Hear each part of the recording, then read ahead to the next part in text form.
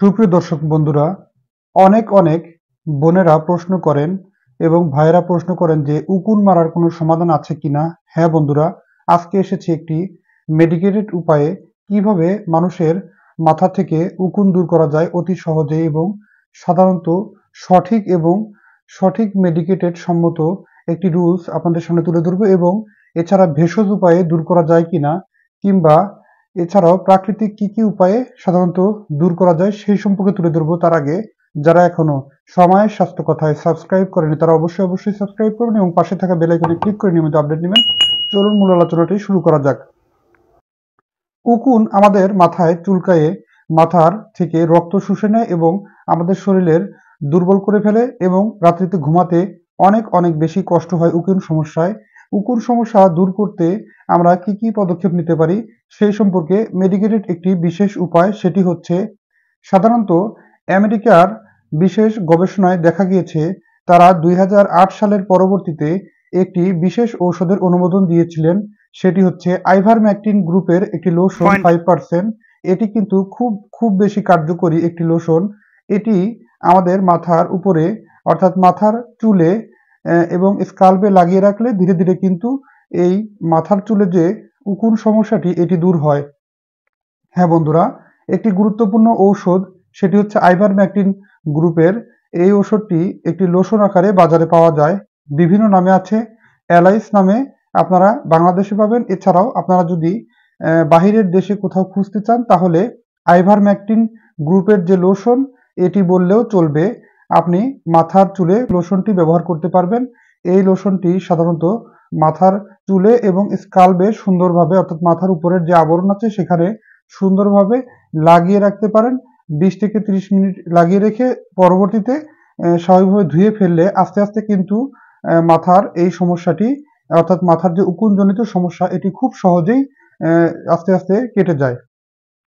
এছাড়াও কিছু ব্যবহার করার কারণে কিছু সাইড ইফেক্ট হতে পারে, যেমন খুশকির সমস্যা হতে পারে হালকা হালকা। এছাড়াও চোখে একটু জ্বালা, ত্বকে একটু জ্বালা পোড়া করতে পারে। এটি ভয়ের কোনো কারণ নেই।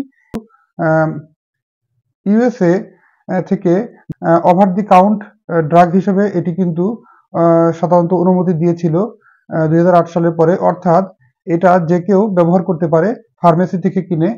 ওষুধটির নাম হচ্ছে আইভারমেকটিন লোশন। এটি কিন্তু ব্যবহার করা যেতে পারে।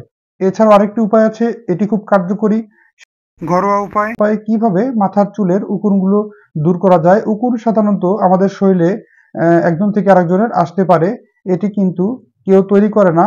এজন্য অনেকে উকুন তৈরি হলে নাক ছিটকাতে পারে কিংবা তাকে নিয়ে একটু লাজ কিংবা বিভিন্ন প্রকার বাকবিতণ্ডা থাকতে পারে। এরকমটি করবেন না। উকুন কেউ নিজে তৈরি করে না, একজন থেকে আরেকজনের ছড়িয়ে পড়ে। তাই উকুন থেকে বাঁচতে আমরা একটি প্রাকৃতিক উপায় ব্যবহার করতে পারি।